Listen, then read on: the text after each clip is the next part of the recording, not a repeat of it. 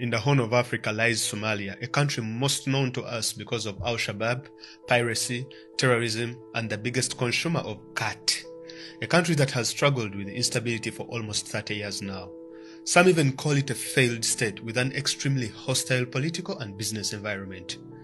Somalis are a contradiction. Within Somalia, they are a very broken down society. Outside of Somalia, they are the most successful, honest, and trustworthy business people. It is the same force that pulls them together that pushes them apart. So why are they the most entrepreneurial people in and outside Africa?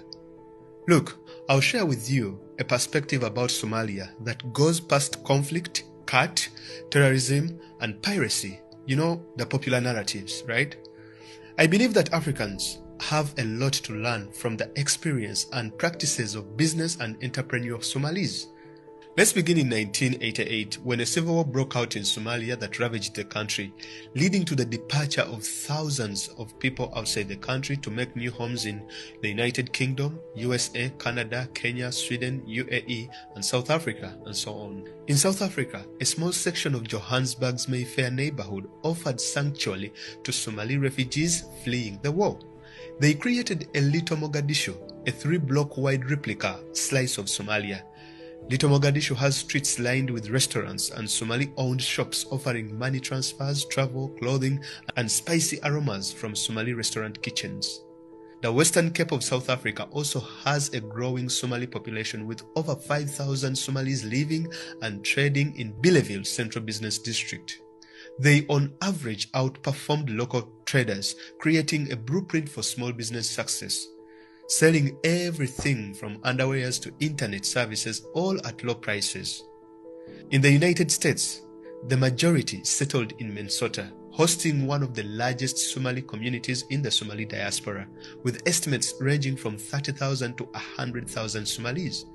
The city is home to many businesses, just like South Africa. They are so successful that they have their own strip of malls like this one. In the USA, the most popular Somali perhaps is Ilhan Omar, a Somali woman who became the first Somali American elected to Congress from Minnesota. Somali's business success starts from childhood, whereas other African communities emphasize formal education as a way of making it in life. For Somalis, they traditionally encourage their kids to start businesses first and then consider Western education later. These are the same kind of business values that other business-minded communities inculcate in their children. There is a universal belief among Somali entrepreneurs that they can become rich very quickly, and therefore they need to hurry up and start businesses so that they can get to the promised land and strike a fortune in the process. Now, have you ever struggled to raise capital? Well, Somalis have a simple formula on how they can raise capital. Here it goes. Somali entrepreneurs tend to raise capital mainly from family, friends, and acquaintances with no discussion about the rate of return or conditions of repayment. A good example was highlighted in a survey carried out in Minnesota, where a group of 3 Somali entrepreneurs who wanted to start a restaurant each invested their personal savings of $30,000. Next, the 3 approached family members as well as acquaintances and friends to invest in their new restaurant. In the end, the partners raised an impressive $300,000 from about 20 investors. Now, since most Somalis are Muslims, they abide by the Islamic law practice of interest-free loans, often without contracts. The ability to raise cash from family and friends means that entrepreneurs can start businesses without banks or mainstream financial lending institutions. This gives Somalis a competitive advantage in the countries they settle in against the locals.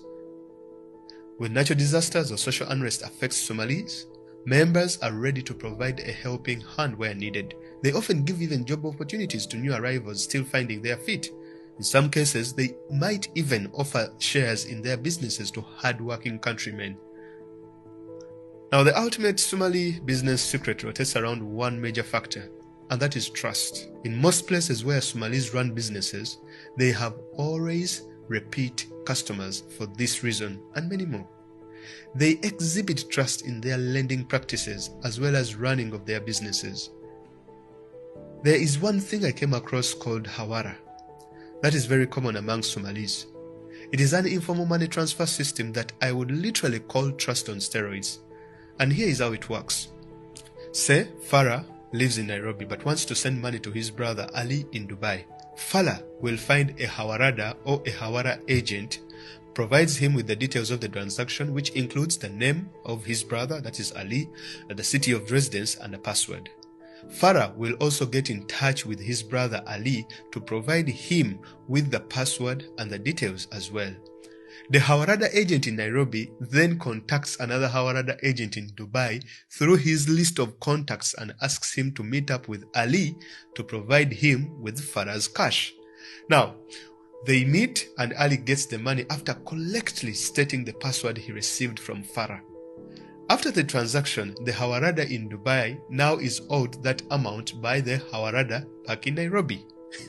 The element of trust sees goods cost less due to the shared costs for the logistics and economies of scale via the global social distribution networks.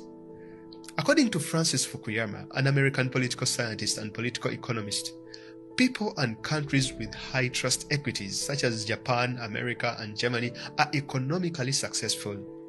In Fukuyama's world, trust is subservient to market efficiency. If we trust, we will prosper, and if we don't, the loss is to be measured in financial and not moral terms. Perhaps I should also emphasize Somalis rarely trust people who are non-Somalis. They like to intimately know the person with whom they are dealing with.